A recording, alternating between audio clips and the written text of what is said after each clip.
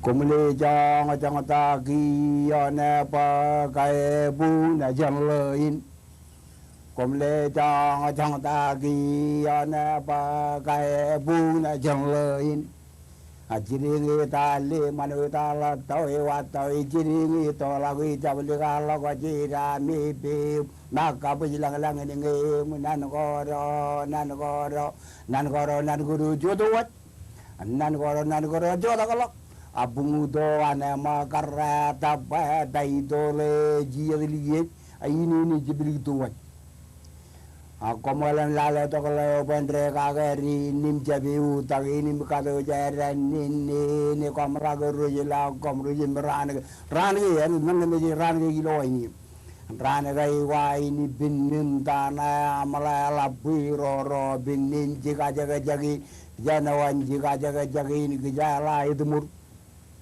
manini matang lagada malangir gole jibugi togi jibugi mani rai dilie lagai dilie ole agam kala jale illigi jale no to mal jana makar tigi majala bungi lino majada ane kaini ane la tagi yang takala tagira taga jone majala batako muru yari tarwa golawi nga golawi raga jabala taga nan ruo jogorino jogor no go big kala go yaude gajan ligini kadben ligi jaragilo na gara ini wa mana jwa boje me jaraga balago jalaro dione metoin Elipapang lakawaja iri lama tiga cini kali. Aku taraga janwar me jama kapalang lalu kadan ralim rada lale lain giam tergiang lalu relang ini yang je tagiang je tagro komro lagu tergiang muru ya lamarein capala kemuar yang loyur yolgi nami melakat jigrang man wain eni bigari tu ya lagi lamam tu ya jawalo puji kamaro litapi ta ini me jigragi toni najim to ma jimin re dal delia capala tagajani bugina jeng le giyewa giyewa ini kulit jawa tagu diardak bujin nang bukan colok ikan mejo tu le kulit bing le nim noelal gajo ni bege gai ya ko modum jej barchuanal nalele program yon meja to jan laure to meja to in kiye program ini kanan rajang chapreo dar mit iki chen alben magdud gein wuj raj walo wijin ena tage kum kanan rong imek ga raj walo iki chen chaban kanan poe na do a chapreo dinan ko kachito to kaging an programming email ang magdo ko kumna jiloi ijil lakun game ko imraj ber yumundal imwanagan Robert Ramos Enterprises image kamagdo awalben magdo gain an alele program yon meja do ilo dialin chage jubulyo chonalen yago ko modum jej ro me mjar chidman mani pen magdin kiyo an chodin rainin manaro par chonalen pagdo chet magdo meranaj kitbu awalben pelagin lalin pagdo kilo magdin aro jangan kamana ke jojum khaido glimogir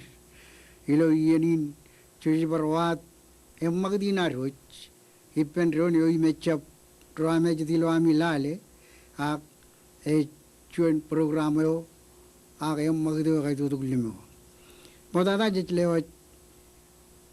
choma gajini yo ilo dan management yo ka bawle reservoir roj ilo alile nami ngana awle brain me jair chidman mani pen magdin aro chodin temilo yenin mene mo dada na pulik mane magdin aro jana ainigen chuanal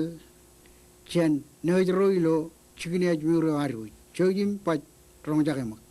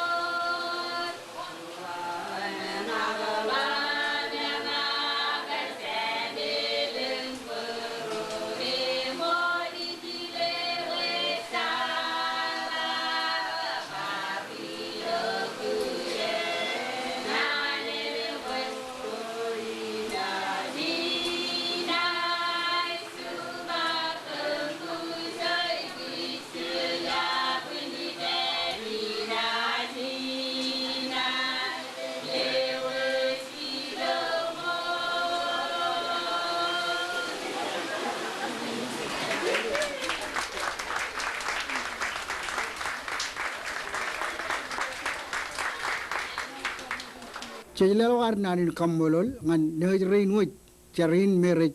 kajibarok meur ejmurim kap ay gugo pan ko aro ngi relongol ko bidel ken ale man munio rarbajar tongan kejoi ilo yam magdin rain kia jana idok pojen pagilgilok kejoi ngan barchet iyo ko remodolok chonto jun radam chon bui chongo radam chon iya ligilok jan rainin eno tami oi melele imeng jage chebojak nganar wat jadian bijago an chogun tebrum kap cooperation an kamanilo yena chonto jun radam chon bui chongo radam chon karilo ailing ligeben kiane pijane komne tremano jam lo kiya e bijai ne lang armit rana iruje tojen wanawa a tro ailing ligeb e milongan ailing monolak eno tami chala kaya karor chuani roj labalap e bayan kar kokona gum pungbung ilo rata kane edan labareo charan chogin komi remano jam lo labareo yang ne chel malok ni me chillok ipel ni marane hoy ecche balikar ledrane hoy kabaya dair ak meno yawregin pejen pagatok pijai ni rojna har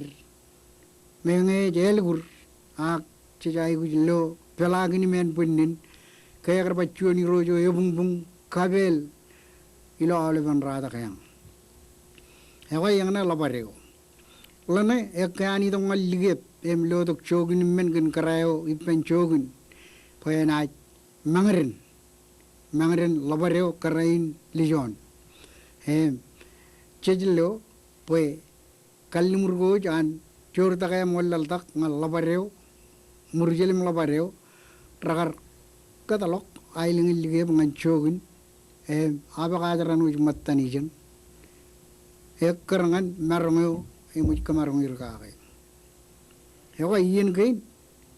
rek iyen ko kane mela bareo gen magdut ka murjilim lamaro ji katan lige monolat emre kamol wawin kain iyen ne komujilo labareo elhur projagin chebla gen ailing lige plongan ailing woche aur him monolat ailing kana chilujen ene to kay garidong malige eger jab tabar ailuk udruk oche mailing gayat aje rong ilo pewe na do berar leini chemchi bar to nail gi kay ko patton ni chen monolak karet ko da na ni rojin rada hewa engane pijai hiro lablab labareo hiro jo aroji melange kom ai ku chet melele ko lablok hewa chabitino hiro jo arang ilo rada kayang hiro murjel rainin kapla maro jatin tarir empakjet melele ko rawr gelok elange koyo ko bukat melele ko jiki cheni ro jalap labareo hajana jam magat chen pijai nena to tering tren em magat em kia jana lo chuni kure chen chet ajrina wai chojim lale mo kure gein meng retolo ajri rein ak em magadini ginir to irngan kich rain chojim lale mo kure man ne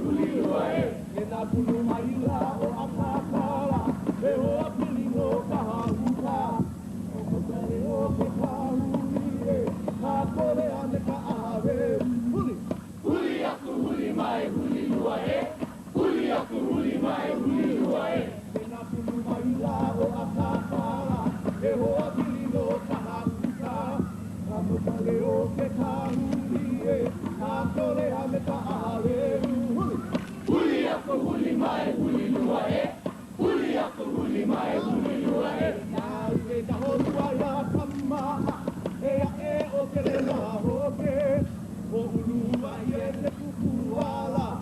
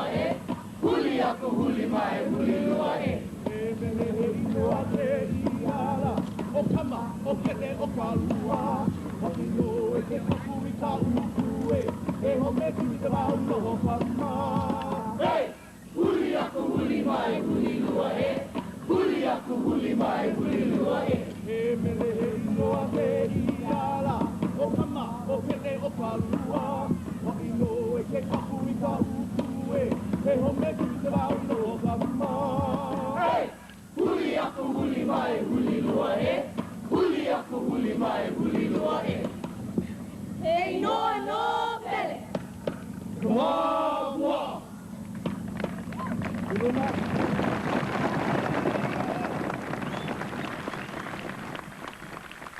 Cejlelokar nanin kamolol ajriro nugurim matar ilo awayan hemrit kwala wetaro jiailen kain kap weo inim kargarir hem menko punir ilo air kamani kuregen air ay demol jajai kamololir hem cejbrainot lelok chuan kachidak poy awli bien ren perilo yamagd kain elang merong kap chono dair merong Chilgan to em magdagain air, Pajan wadi milui, em pocunari, mengaratolok. Kia, Chana Idok Nanaro Kalimjak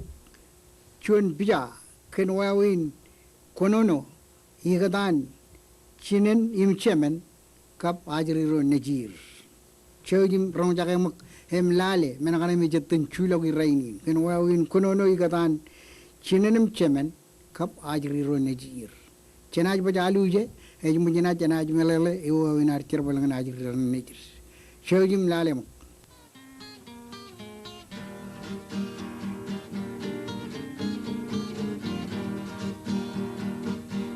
tiyain kumna jalu je biyo ej kwalo roy kure karjugo ej kwalo kulin kanoro go robot igran kinen em kemen ga ajriro najir elbinan walo tiyain kan wawon kono no robot ene wal ko tijayo e kalo film kono no rojimo igran cinen em chemen kap chori wo ni tiye jamu lale tay melo in chori e tro lo no ran chona ajari me chino wodak in poglam na gum kanan wan dutto e wal wawon me chon chori ge chongo rolong man rongolani trein e lo mo ta ko chori ne loy ene yabi Jadi lo anu udah kan dulu, mana tu mana, mulin di malam nakwa. Kinen kinen, rajai di cakap, sai jo konai, iro kere. Ini udah ke jian yo, urut tadangan cari rio negiyo. Kinen kinen, rajai di melale kan udah ke, rajai walok mencari rio negiyo. Peran barang cor jen adang ini mana walok mana. Terus yang cari juga cino lama lagi curang asli kau, itu terus ini melukun haur, perkelian kenono, yang cuma ibaran cina kapten. Neme ben, kebian, yang walok abang, ibaran cari juga kapten nanti.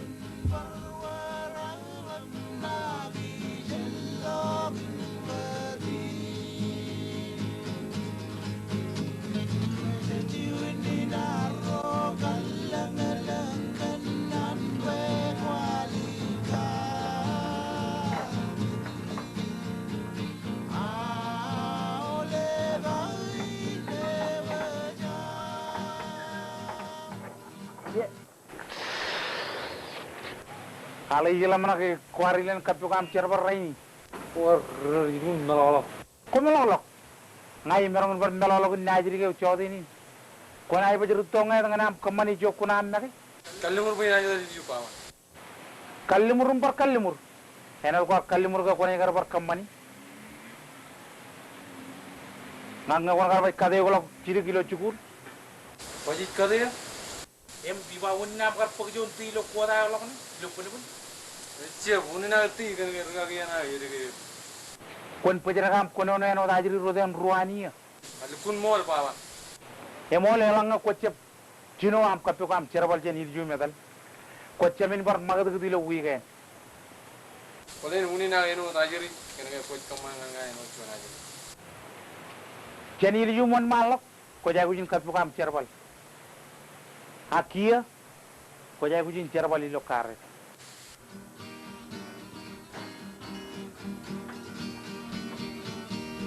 Jen mo bale cep kilen ka mana man lok kono no i kala ngwen jemen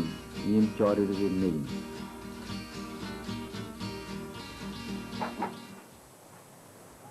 ala igila mana ke kwarilen kapio kam cerabal raini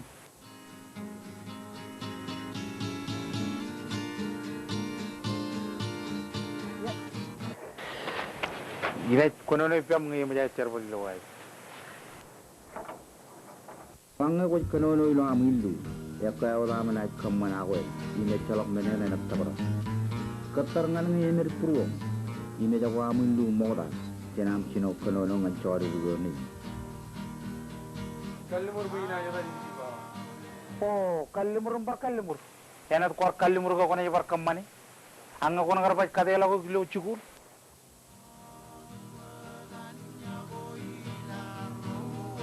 melalok men wo ruan chori ri ni me ap kamani ran ko kacem jangan wadan marong im tugot medaman purwo lo yene rejwal cep pure ne jwalo im parwalo akon kacem kono kan pure ko celmai ilo yeno rejwal kia jan maglale e wikilen an marongun kar emalok an tugot medaman atang yo darwalo lo jan Kallimur bawa bangani katuga cerbali ini. neji yammalang ko kamol kallimur ga nam chode hin kajro ne kono no gon jane ko tan cerabali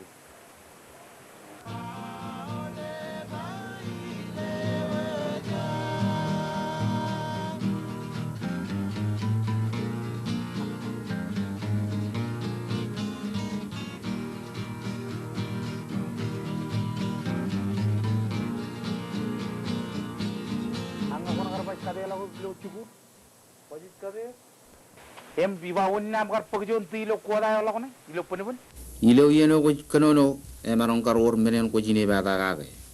ijo ko kaccengun rebre bodilo chon wod melele yimen chaboy chibilgal am kono no chet kam molol rukuno no rain ragar idok em pagatok wawin kada kain ramman ngan kejuit rome chai guji kada kain jechap pekejo jeleng nejir em chadien jej pelok chandro nejir ilar kabilegir em wawin kennan nganir peren choni mainum man eno to ebe benin joj karik chala ebe bene walik ta dain eno dan maruk em nana lobru narmich ako kia jana per ilo ailelurun rubabena to arwich mebe jakkar ilo chodeni nammagdinar em armejine armejo mijlagum ilo hemmagdin mejnayadan alap manudul logot tak mister manudul logot tergai to limo ilo pebena to chojim kalim jokmak ewe mogata yana balle ja yoko awole pen armijen pelagin majirin ajiriro lalla pro kabawole promer beridurun reidigo atibio najir ilo arna be ronga jaga be na do jirgi na menge nana akay chedi enin be halelen bar krito ko bun kwala jir ha rebu be ko iwan mal lawadem na je kwala ko e ko chabe teng be chamine teng ri na ilo chuane ni i jene rkatag na ilingin mejeroin edan anen kriyan kan ijo rutoro rogor perie Ero peri metalele apa al tak cuan ne ciro larik. Lagrutolo largio. Ego ero ligdedan. Eta largi ne ciro le krir kailok. Wak pa ta tan krir kailok le. Ego ken kaya tan kaya nin. Kriana kan. Moit. Bawa ego. Largi ne na jur. Kon bejlale krir jeru ke. Mujero ber. Etale la barto elik. Por lo tak cuan ne ciro por larik. Moit larik ala wajiri mruto dak. Pojara bala ancangot. Chonero madri beni rodin manewe kay chijmena anu mancharo chine kanini aga boja kachang wangangam makolo ni ling dada ling riya chap ling ri lagi chene ling riya chawi tewe min kin ralat dal malak rutolo jiri lari ora ba ko tale nai boja talari ne jirole mu lio ba inga korbe jila na jatan ego bulen jone ya dilo yo yele ego kiri jangan poi aku agar bacang ke jiri yang rainin kitoro jili kita dan agar bacang mantakot ego amat be ego yang ne ego irmen ber etale la bolari go rute ba jadu ye ba ngai ego kitoro dan yang na kije china rom chema roboy ro patur baro bajurutolok iloran ko ini ceman recepacin mama papa aga nanor di kejar balin cinum cema kajin yetto kajin majalin ya ba ko ajero kabaru yorolam kabaru podojan paru todo nalu grenio kriana kan krir jang krir kaelok grenio lalu makan kagara rutorogor kargi mergai todo paru nalu grenio etan la ciponin ranio juan etan largo rutom lam juwa ben etan largo chatni ro ilane angor giri janga giri janga agri wa giri nga bene tal ke me yo ro bongo no ri ko ilik agri ri yo ro jim jangan rujal lari kau pakai pakai majulib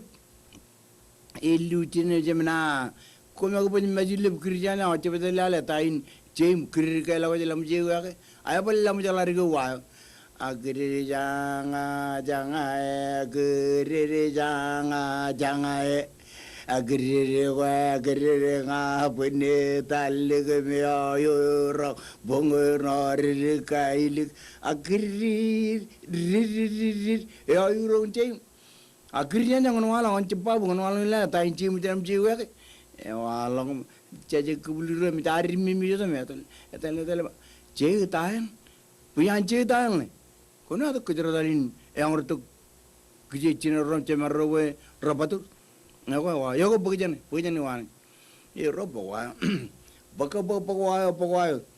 Pulrabin mayun cerjani, pulrabin babuin cerjani. Kecil aja din rorain. Yo lewat cubai mana? Betul cubai. Kerja. Kerja. Punggutele megu berabol. Ijoin. Datang baru na jadu pecero. Leye cewek. Ay melolok baru yan melolok baru lelo cantum bu jegjon janet largi bungtem rgani jono abu yan la jegjon janet yang ore mi bijay roj por anu ne nelok yo leo cibu mana bakor cobe kata baru yo kerja kertam pungutele megu berabal yeita wayuni Pokoknya pulrabin mayun jarjani, pulrabin babuin jarjani, kajene ni indorwain. Bagiro ne, yero ni ikan, pelawan wan. Bagiro ne bala bujina ron kamati. Lari ko jali paneot, yero yang pakalak. Dore, yole cina kamati ka, dalam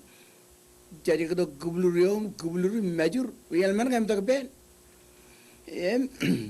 Cura air kamati kom la mat raba kirja yang macam meju rawan waktu kan baca men mai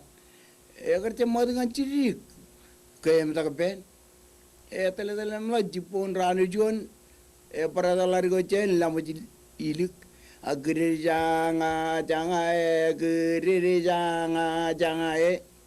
agri nga bene tal de me ayo rang bungono re kailik agri ayo rong chin cemag agri janga kon bela la tain cim jiram juga agri janga agri janga agri nga bene tal de me ayo rang bungono re kailik agri ayo rong chin caje kubuliro metal tain chin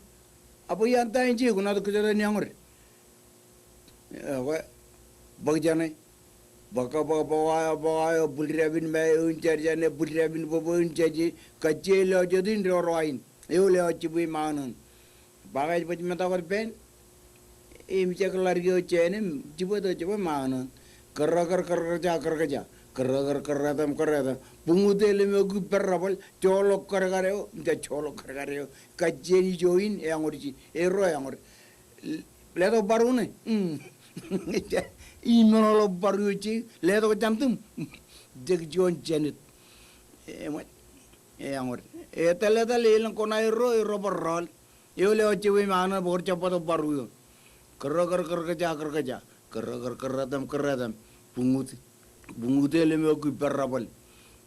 tawayo ini baka pokoknya bulrebin me uncerjani bulrebin bobo uncerjani kaceni anin rorain bagiro ne metal lela bocina ron cemaron kamati bagiro metal lela mon kamata orang babu majur kamati ko korjiban mang kerja mang keren rio lok rana el tata ma chantin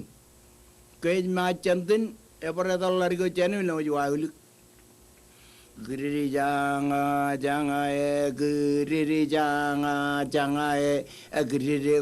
giri nga bende talle me yo rong bong no ri ko il giri ayurung chem chem magd atal ma bin bi ola lo lari na ma giri jang kanga do chene galam ji ay bo jakai gubuluru ma arun ola lo jene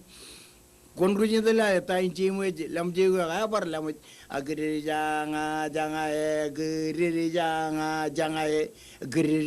giri nga bene dal legme yo ro bongo no re ko il agri yo rong jim jewalo muje do labe jaje gubuluru abatal manu batodan larigel ma krijan nga meir akon maga wala jaje gubuluru yo orang ilang lungkuru jual cakap macam ni, ilmu ni mesti log tu, gain, boy mana ada yang bilo menin, elang apa kau kurutto, koncap lega amrutto, kokura lari kau catum, agak lari kau catum, pelane kalau lari kau, agak lukun ya kau lari kau cen, agak cina lari kau cen kokura, agak cepat aman lagu, cimur micen tu, nagang egar cepat nangin mit, cekjen canten, gun ketuyo, yang ni, awal berroy catir, kaj baru lari roy catir, bukan cepat lari rain, igar podo orang paman ada lagi ini boy, unar podo paman ada ini karilok, awal ben ajarin majalin, peran cepat lari ini agar kokura lari kau caten, yang ni, paman ada igar podo orang kejuji ini lo, jodanin rainin. Mai jonian elangai alele puro amna berkerto kau bain ria bayi bijin ina be kacau kakar kateha elangai iban aga kumkari ni molem yago kumaul bilo pelagin mailin kaini meja toto ne ailin kane bulan bridge kumkari ni mol kummol tigan kap alat manudul logut ken pepenato mon munyo war kabilang kemudian kakak bercuan ketan magdine par karwa ini ni ngan mamagdeo ilo wigil elang ngayam man pekunco jumper por kacung mak mejal digrik ken pewenado man mun kanayam kia janaji magat chen pewenado inarwich Mr. Manidul lugut pagatok chuan yukure chen chet ajri ilo karian karyo jalo an nurse ro ilo out bidal ne ar chojum lale mak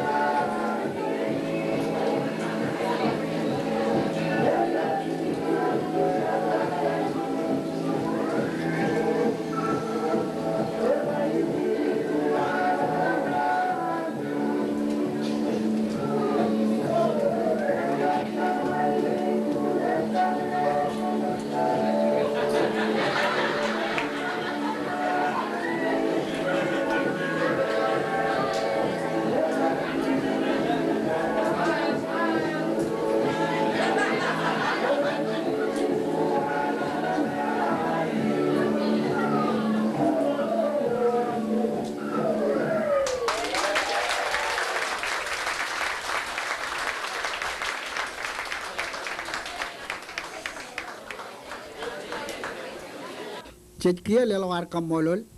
karyo jalo menge cakar japeri ak epoyan mejaru jakar loe cet kamololir kab rudal rein merkaman kar katpalag rein air po chuani eno man kaido tu limo ay pareno kabilang cina jam magad kia ngan pitak pein cibrim cimar ken men ko punir magi hene to kay awle bien ilo yang magdine jito kelang kacita ko raur ging ralat pe yang magdine kemlele gi chongno dan narong ngan kec roje chemelele kabangan ajri ron nejiri lo ebe bunne ej walling da kia nengane kacita ko kari dok kacit gi chen ej ba Eljanchuren. Ikanan pa chabreo tro rit perilo yang magdin relukun rong lel im rong kajbarok. Pananin chuan nan elap imet yogalagot iro jalapala proari lo ailang kain. Kabro rode jilo mur. Eljanchuren. Chakarik chala.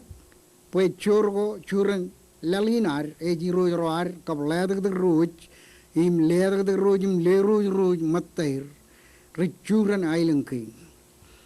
Emelanga kuna kamagichuan iroj chen kajore mude jawan bulak raja din ailang kain. Lamna magkan chuan emen churen kon kanu lamna kemak. Maneto ko mogoraj ba puigo amun kidriko emen o churir. Elanga kokodip chuan churgin. Ewen ke muin nai. Emerang ko chuma e kadu ko ralat. Ejamin. Edake jama Eljanchuren. Kajinium pagdok nailo meurin armich wan changok kicheni rojroar kabro rode kilo meur. Ilo mantin majal chuan kien emerjana dan madit enana imemo Eljanchuren akate chuan roj chen kajurewan. Chen kanit melele Rojroar richevan kienewar nidijala chuan nidijala charan pebe ijoge parwajin nidijala rojro ledag de roair. Ilawan nidijala ichalo manwan chap kagalil narmich kagalil nuat rojro kap ledag de rojair perjala one telagun peran kale dengan obijo air lo nidijala Nebaj mincine kuch melan rejala wana rejala ejala kuch yon melan ko air emeoran power kan marong in kuch yon melan helang nebaj men shudak todo chen balla jara ni magdin mangago jan iru chen mangago rejigda da kannig je kalongan ejik im kanyak elmangrik maulib kain mangago relat Kisin bulik, chap chapreo de manage pek perjala magdak dirak, shudak todo, obijan an cherbal jabin. Kemij kalet lalim mene man beren ribek magdak din mga ani rojra. Elat meun mga ani rojro ran ko lang ako na ruje chuanian matan chirgir gilo kien kamag mga kumit. Kia idongan obijo ken kajlu ilo nitijala krin wujwa charo pe tarina mainumman chelok emman kele talok naijo chechaput airojro rajala ladro era lojir ladro rajala ilo kapela tarina ladro egjek purwer ngan kemani tarina ko rorer peren memberin krin wujwa Parane tu bich ko jadian ming. Arme jero kopair per chilu recep arme juan. Ewe Eljanchuren chaban kanado ilang dada ilon maurani roj. Enadam chala giage yon juan ilang cheban kieneo nidi chalayo rojro. Emelang kona kamakichuan irojan kajorewan ejorren ailing yo. Eno chuni muevero ailing yo. Yangin uninair ba Eljanchuren echapamman. Elang kai ni rojro. Choj karik chala. Siati rojin ancho. Baglikdak ikichen pushko air likdak. Ancho iman mari. Siati roj ragar udgilu gir. Kaudejir irojin kalet. Wallikdak ipan pushko puchi likdak. Siat iroj raberi kadan narung kain. Recap lukun pagadin iroj. Pa armij pajak. Raj pagadin rijole de kallimur. Ragar chole de ot kallimuru iroj ragar kallimuru pa kanaj manga ilo manga yo. Emuj marunga andri. Cheje ang ingini raini ni roj pada rijole de kallimur menen. Echelok au ni roj, echelok pada tegi ni roj, egar jab irojin kelet. Ever chilu kai ni roj, cincet buk, cakari kecala onro irojin anjo, onro irojin kelet, kap onro irojin shole de kalimur. Mengelang ugok takor jidok, arapan ugok manit gainar. Echelok pa nane uyomba, ewa kini kan marong nana ipal nana ikut buji elang burit, ena aji roj, ena leh tak pelangan burit, ak ejamin pakai di ni roj, iroj ecap juan ya dan kejak, ak ceban kiani wan majilin, kan nani rar kita kaji tu kagai eljen curen, yoko lokot marungin ani roj. Senjale, senrai ni mon malok, pelangnya karor juan ni roj, mereka baca Jabar ni rojot, mereka jab irojin aijo, jab kamagdi, kap pujiwan, per ceragin iroj ligdak, cel lain, mereka dalangan nadin pujiwa. Iroj rain jab irojin kelata, irojin anja, irojin man mari, jab irojin kelat, jab irojin choli de kalimur. Eljen curen cuan nan kliblip. Cangak eur gailo majali ni umjair katay jan chikin. Alang eur cilgun pur. Ya injej beri ilo rule gayo rijido jan liglalin em buku manit ko areng kap kajin ko areng kap cala ko areng kap rubi marong ko areng men ko punir. Cina jamagat can eljen curen cejlamanak Emi orang kata mana berin rakal ledo kaji tu ini kita army jero, orang air celagan manit, melelegan manit, berakar kanan boy, magdinin kemlele nanin, ena tu kan nanin ni boy anhudi. Jauh kia jenat, kaciomak, orang jaga cuan al, chen, reserval roilo, obijoan, education, cewim orang jaga mak.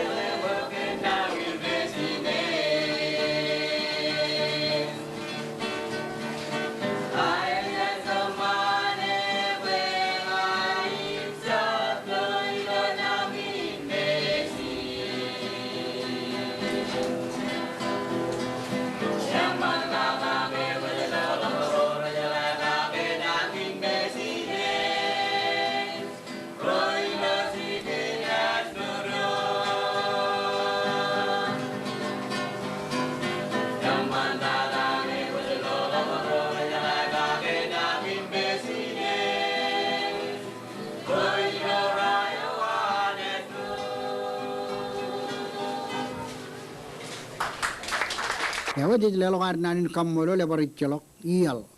helang ngejep kammolo rijar bal rin rakar kwalo kaini ger em kaibo jo cem magdin aru choti em celabar kaciyong kalimjak lajarage ewa ej bajpan khabrun much pagiya chadabar lulu jaban kilar ilo yenin chakanan pak chemlogun em kheba to kum nganami ronjaga nanin kachemlok kain me rawruk imre jiwet ilo lu nganar nabar awle chigin gen tellagu yer me chigin nabare rawle bien shogun tibrum memorial trust corporation ka national park services kalajawan micronesia em arari jogo merit pak kunai rienu dum jilo em magdagain elabtada chenjem melolok elanga char ber ilo ran ko rejilok im chop kalim jegi checholo gar per kia im chechelo gar kamolo elabtada ngan kiene war im pege awle men im unir nai man eno dan yu lalinar nailung chaganan kwalo kilo yenin ge elanga chagar jab lig jara ge dan agar karu mejar chapper pe ran gain elig dogun pung karu mejar chelo chiyo ak chablo lin em magdin ak joye melele kiyo be men ge no jalanga ragar jab per yumun ke barwan kiene war republican ar ego chelo chuan men na rem magd em che rajang kieneo kap chigin gain re chudak yumulur jagainan peren kiki alelein air allalin ar em kamajo jogi em kanu mejarage em kalimjegi poen chap malele lok kinge ijo e nien men go moyer raur manit ko ar kajin ko ar oewin meur ko ar e jilo alelein jaganan kam mololir em parchuan alen karwani ni kum ngan wigilal alang ngayamman joy na bar inubnub tok ak moyong tok ngan chuane magdi oy bojang ngan yenen kum kanu jemol